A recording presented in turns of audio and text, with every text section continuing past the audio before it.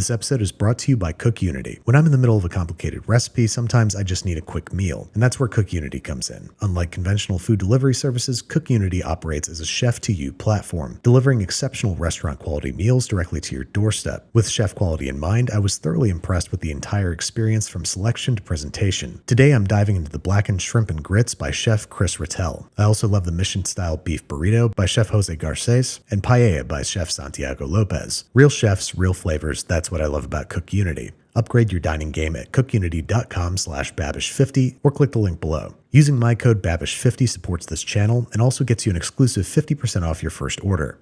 Okay. Yeah.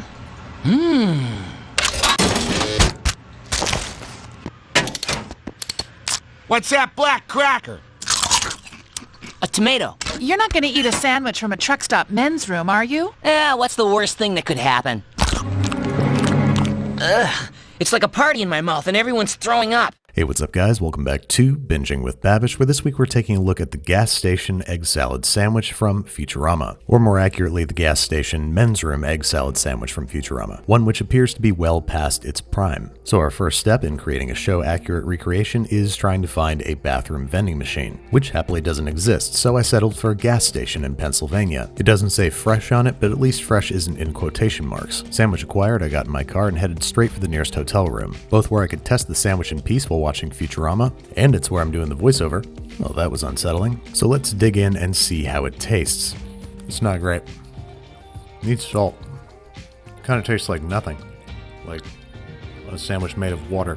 Alright, so the benchmark has been set. Hopefully we can do a whole lot better than that. Starting with the tomato, which in the show is depicted as jet black. So I'm going to drizzle these tomato slices with a little bit of vegetable oil and broil them until blackened, which I think might actually taste pretty nice on a sandwich. But will it taste good with egg salad? Only one way to find out. Let's make some. I have 6 large eggs, which I'm going to gently lower into a large pot of boiling water and let them cook for exactly 12 minutes. This is going to give us a perfect hard boil with a soft yolk. Then they're immediately getting plunged into a bath of ice water. This is going to prevent carryover cooking from overcooking the yolks and causing them to turn green. After they've chilled in the ice bath for 30 minutes, we can start peeling. I'm sure there's great TikTok hacks for how to peel eggs using a salad spinner or something, but my preferred method is to use gloves. That way your fingernails don't dig gouges into the outside of the egg. Not that that matters because we're chopping these guys up anyway. Go ahead and roughly chop these guys up, place into a bowl, take a moment to admire those perfectly soft hard-boiled egg yolks. Then it's time to turn these eggs into the most basic egg salad of your life. We're starting with 1 rib of finely chopped celery and a 1/4 of a finely chopped onion, a generous but pensive pinch of kosher salt, a studious sprinkle of granulated sugar, and a monstrous mound of mayonnaise, about 1 cup. And that's really all there is to the most basic egg salad. If you want to be really adventurous, you can add a few twists of freshly ground black pepper. But even this ultra basic model is worlds better than the stuff from the gas station, which is a sentence that applies to virtually any situation. Season for salt, and then we're going to dole it out onto some whole wheat bread. Top with our charred tomato, and we have a more visually accurate recreation of the sandwich from the show. But how's it taste? And I gotta say, I'm not the biggest egg salad fan in the world, but even by my standards, this is pretty good. Even the charred tomato is a nice value add. It brings some nice toasty caramelized notes and some acidity to all the richness. An egg salad sandwich is probably something best enjoyed simply, so how do we step things up from here? I'm gonna start by grabbing some inspiration from the BCU's recent trip to Japan, and we're gonna make shokupan, or Japanese milk bread, which starts fittingly enough with 135 grams of whole milk and 75 grams of bread flour combined in a saucepan and cooked over medium heat for about 2 minutes until a thick paste forms, thick enough to get clumped up in the wires of a wire whisk. A much easier way to do this is to combine the milk and flour in a bowl and microwave on high power for 1 minute and 20 seconds, stopping every 20 seconds to give it a stir. Easy way or hard way, once that's done, we're combining it with 720 grams of bread flour in the bowl of a stand mixer. In this recipe I got from one of Alvin's videos. Add the flour paste, or tangzhong, and work it into the flour with your hands the same way you would butter in a pie crust, breaking it down into little pieces evenly distributed throughout the flour. Then we're adding the rest of the dries, 45 grams of granulated sugar, 7.5 grams of kosher salt, and 7.5 grams or 1 packet of instant yeast. Toss those together until they're distributed throughout the flour. Then we're adding 405 grams of room temperature whole milk, 90 grams of heavy cream, and 60 grams of honey. Affix the stand mixer bowl in the very nearest stand mixer, attach dough hook, and commence to kneading for what's going to be anywhere from 8 to 12 minutes. We need a super developed, strong gluten structure for this bread, and during this kneading process, much like with a brioche, which we're going to slowly add room temperature butter. 45 grams worth, 1 or 2 little tiny pieces at a time, making sure they're fully incorporated into the dough before adding the next. Keep kneading until the dough is soft, supple, and bouncy, and it doesn't just pass the window pane test, it gets a full scholarship. Turn it out onto your work surface and roll it into a taut, smooth ball, which we're then going to proof very precisely. If we underproof, the loaf will collapse. If we overproof, the loaf will collapse. So I'm placing this in an oiled bowl, covering with a moist cloth, and placing in a proofing drawer at 86 degrees Fahrenheit, 85% humidity. After 45 minutes, it's grown by about 50% and only springs back a little when poked. Next, using a scale and maths, we're going to divide the dough into 4 equal-sized pieces, which is going to be shaped and proofed in a covered Pullman loaf pan. This one measures 13 by 5 by 4 inches, and every one of those square inches must be significantly buttered. Once lubricated, we're going to roll each of the 4 dough pieces into its own taut, tight little ball and arrange them shoulder to shoulder inside of our buttery box. I like to make the center 2 balls slightly more compressed than the outer 2 since this loaf tends to rise outwardly. Don't forget to butter up the lid, slide it on over top, and send it back into the proofing box, where it's going to rise, in my case, for about 30 minutes, until the dough reaches about 80% the height of the pan. Place the pan on a rim baking sheet to catch any errant butter drippings, and send the whole thing into a preheated 375 degree Fahrenheit oven for about exactly 45 minutes, by which point the loaf should fill the pan completely and its thickest point should register about 205 degrees Fahrenheit. Next up, it's very important to let moisture escape from the dough. In my sweet but simple mind, I thought it'd be best to let it cool completely in the pan, which, even if you've proofed perfectly, will cause your loaf to completely collapse. If we slice things in half, you'll see that the center of our crumb is damn near perfect, indicating that the loaf is well proofed, but the outside is dense and gummy. This is because excess moisture wasn't allowed to escape, destroying the exterior's structural integrity and providing me with the world's best croutons for this year's Thanksgiving stuffing. So as soon as it comes out of the oven, give it a few spirited taps, a trick I learned from the always amazing Just One cookbook, and immediately turn out onto a wire rack to cool. And I do mean cool completely. Let this sit for at least 4 hours before slicing and serving. Check out that cross section, give the crumb a little pat, taste its amazing flavor and texture, and do a little victory dance that your editor promised they'd leave out. Then remember that you edited this episode yourself and move on to the egg salad before things get too weird. For the gourmet egg salad, I'm going to try one of Kenji's tricks, that is crushing the eggs instead of chopping them, giving a more varied texture with creamier yolks that incorporate into the dressing, for which we're going to try to make an at-home analog of Kewpie mayo. This is yolks-only mayonnaise, so I'm going to combine 2 large egg yolks in an immersion blender cup, add the juice of 1/2 of 1 lemon, a small pinch of dashi powder, this is going to add a whole lot of umami, 1 teaspoon of granulated, that looks more like 2 teaspoons of sugar, a pinch of kosher salt, a pinch of MSG, and 1 tablespoon of unseasoned rice vinegar. Blend these together until completely smooth, and now it's time to address the sandwich's strength and intelligence-giving properties. So for the oil, I'm using equal parts vegetable and MCT oil, which for years has been touted by the Bulletproof Coffee crowd as a cognition enhancer. So I'm carefully adding 1 cup's worth of the oil so it settles on top of the egg yolks, and blending, pulsing the immersion blender upwards, slowly emulsifying the egg yolks into the oil, but I moved too fast and ended up with a broken emulsion, which I learned you can actually rescue. Simply crack an additional whole egg into the mixture, let it settle or push it down into the bottom of the cup, and start the process over again,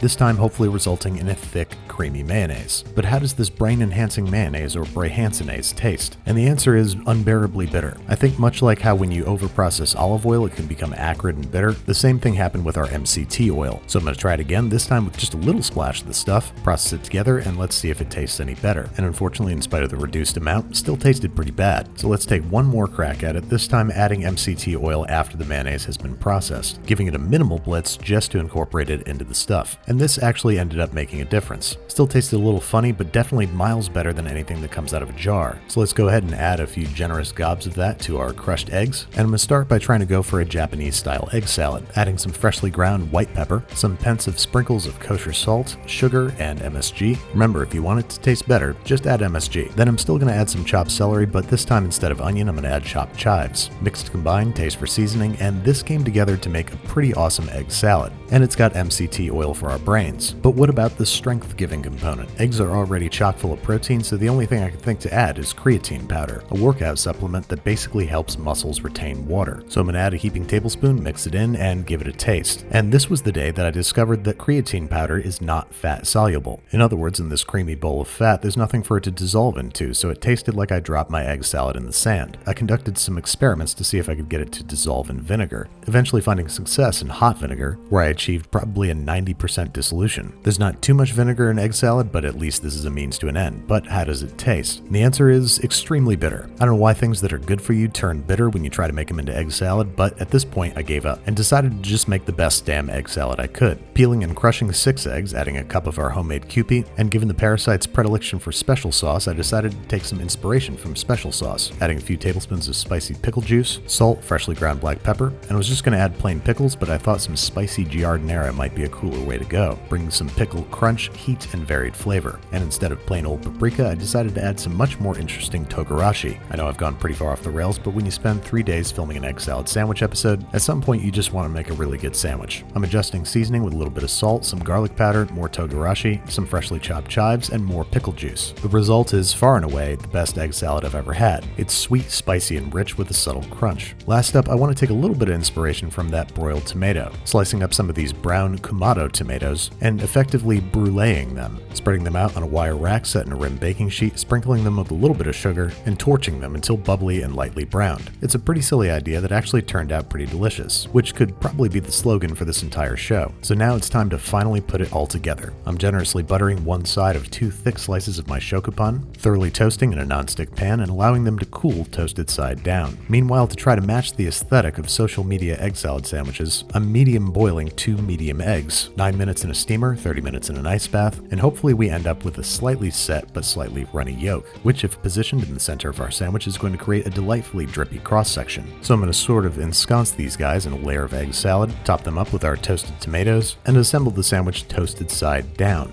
And hopefully with that, we finally made the egg salad sandwich of our dreams. Let's go ahead and slice it in half on the bias and take a look at that cross-section. Not as pretty as it was in my mind's eye, but few things in life ever are. But how's it taste? Well, I think the soft-boiled egg put in the middle of a sandwich trend is putting form way over function. It mostly tastes like plain egg, it's drippy, and it's unstable. Kinda like me after shooting this episode. So perhaps the best egg salad sandwich is simply put simply. Toasted Hokkaido milk bread, super flavorful egg salad, and parasites that make you strong and smart. Like I said, I'm not even a huge egg salad fan, and I still inducted this into the Clean Plate Club, or perhaps I should call it the Clean Table Club. Oof, that is definitely not up to code.